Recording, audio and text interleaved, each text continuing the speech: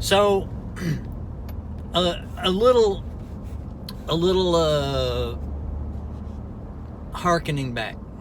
Walk down memory lane here. So, I've been around firearms all my life, and I enjoy them. I also have a knack for working on things.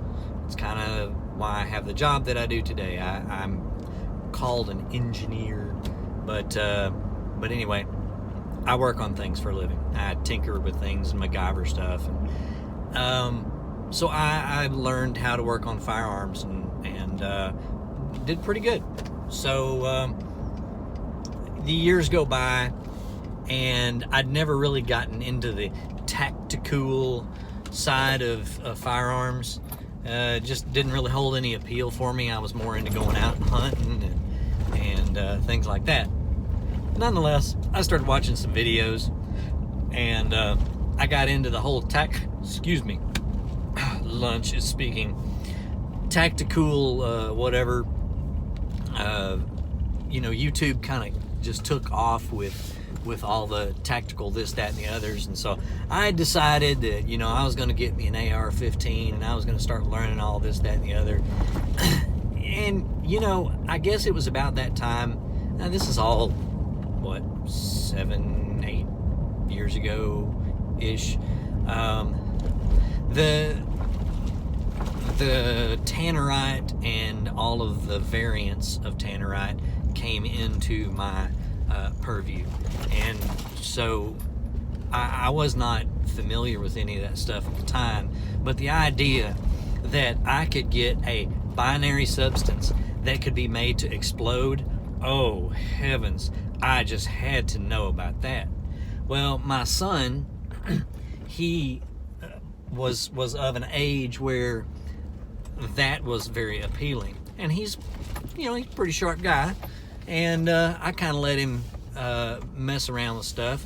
So we're at the gun show, and he buys 4 pounds of this Tannerite knockoff.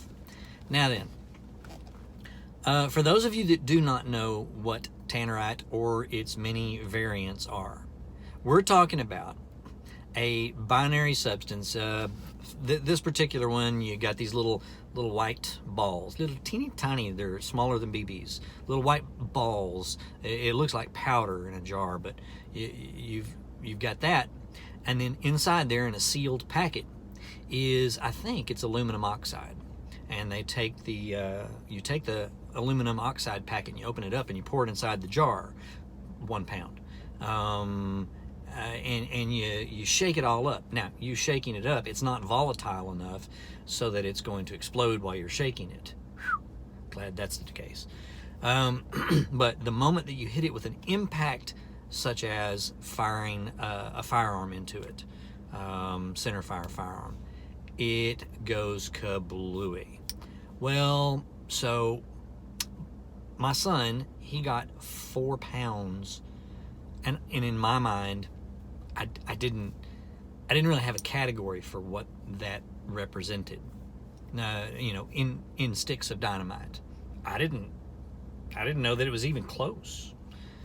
So we took it home. We live out in the country, and literally like out in the sticks. And so we have this big hill in the front yard, and we took that stuff and we found a spot like right in front of the hill, and we just stuck it in there. Now we went 30 yards back.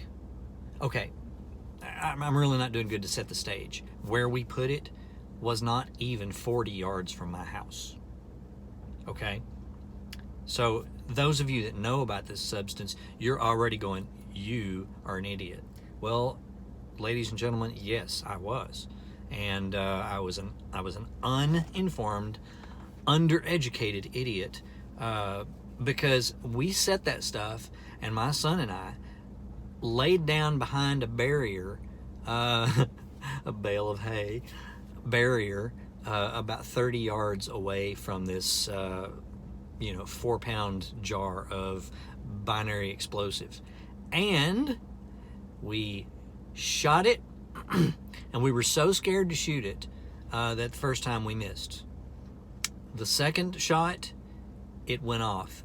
And heaven help you, did it go off. It was a Sunday afternoon, and my wife was in the house trying to take a nap. When it went off, it was the loudest thing, and it shook the ground. And I looked over at my son, and I said, "Are you okay?" And his eyes are like, I think both of us were like that. And he said, yeah, that he was okay, and car alarms were going off. Now, bear in mind, I said we live in the country. We had neighbors, but, we're talking, a few hundred yards at the nearest to get to someone else's vehicle. So it's not like they were right there by us. And so car alarms are going off. One of the neighbors up the road, she gets in her vehicle, starts driving up and down to see what happened, because they do oil rigs and stuff like that in that area, and I guess she thought that one of them had exploded, or a natural gas explosion. I mean, it was loud. My wife comes running out the front door of the house, yelling at me. She said 7 of our framed wall hangings, paintings, pictures, whatever, were knocked completely off the wall. She said the walls literally flexed and sucked in and breathed out. The walls went whoosh, like that, whoosh, expanded, and and so, on this side of things, that is all funny. At the time, oh my gosh, someone could have really been hurt. Now then, our neighbor, he called the sheriff's department because he thought that somebody was setting off dynamite.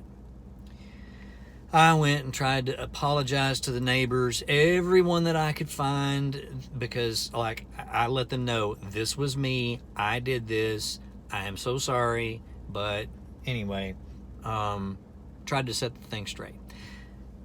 So he told me he had already called the sheriff. I'm like, oh gosh. So I stood outside and talked with him, just chewed the fat for a little bit. Sheriff's deputy pulls up. I walked down there to his car, met him at the road, and he, without batting an eye, he rolls down his window, and I walked over to it. He looked out at me. He said, "Tannerite?" I said, "Yes, sir." He said, "Well, nothing illegal about it. Y'all be safe, be considerate of your neighbors. Have a good day." And that was all that was said. Now, what's the moral to this story? Never, ever, ever put that stuff that close to yourself, or that close to your house, or anything that you care about. It is a real explosive. It is not a toy. Well, okay, maybe it's a little bit of a toy, but it's a long distance toy, and you can hurt yourself or kill yourself or those that you love. So you treat it just like you would any other weapon, and you keep it way the heck away from you in a safe place at a safe distance. Oh my gosh, that was so embarrassing. Anyway, that's just another one of my little trips down redneck lane.